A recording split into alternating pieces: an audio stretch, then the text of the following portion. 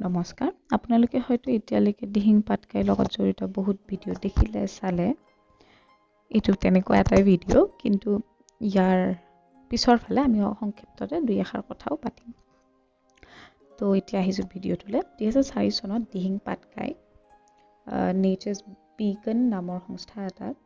গুৰি ধৰোঁতা সৌম্যদীপ দত্তৰ অশেষ কষ্টত বন্যপ্ৰাণী অভয়াৰণ্য হিচাপে দিহিং পাটকাই স্বীকৃতি পায় ই তিনিচুকীয়া আৰু ডিব্ৰুগড় জিলা ধৰি 111.92 বৰ্গ কিলোমিটাৰ এলেকা জুৰি আছে তো ইয়াত যিহেতু ই বহুত ডাঙৰ এৰিয়া তাত বন্যপ্ৰাণী জীৱ-জন্তু চৰাই-চিৰিকটিৰ লগতে গছ-গছনিৰ বিভিন্ন প্ৰজাতি পোৱা যায় তাৰ ভিতৰত হ'ল কিছুমান বনৰীয়া মেকুৰী বান্দৰ ঈগল বহুত চৰাই-চিৰিকটি পখিলা তাৰ লগতে আমি যেতিয়া টিভিত দেখিয়ে থাকোঁ সদায় যে মানুহ আৰু হাতীৰ সংঘৰ্ষ ইয়াত হাতী সংৰক্ষণৰো বহুত ইনিচিয়েটিভ লোৱা আছে তাৰ লগতে ই দিহিং পাটকাই অকল বৰ্ষাৰণ্যৰ লগত অকল নহয় তাৰ লগতে ইয়াত দ্বিতীয় বিশ্বযুদ্ধৰ সমাধিস্থল আছে এছিয়াৰ ভিতৰত আটাইতকৈ পুৰণি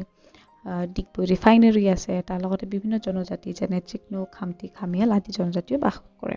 কেইদিনমান আগতে আমি চাগে এটা নিউজ পাইছোঁ যে ইয়াত গভৰ্ণমেণ্টে কোল মাইনিং এলাউ কৰিছে এতিয়া মোৰ প্ৰশ্ন হ'ল আমি শিকিম কেতিয়া কাৰণ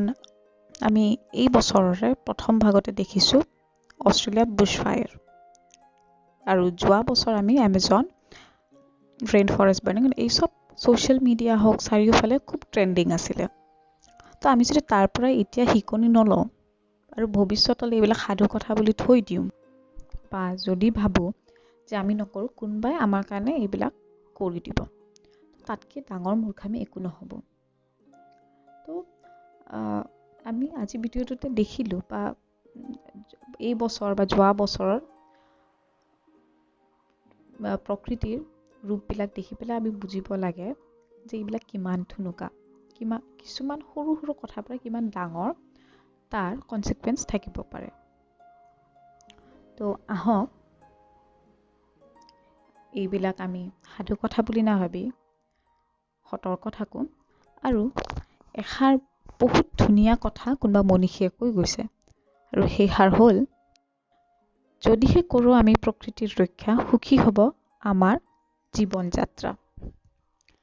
তো আহক আমি সতৰ্ক হওঁ আৰু যাতে নিজৰ কৰ্ম নিজেই কৰোঁ বেলেগৰ বাবে বা সাধু কথা বুলি পেলাই কথাবিলাক আমি পিছ পেলাই নথওঁ ধন্যবাদ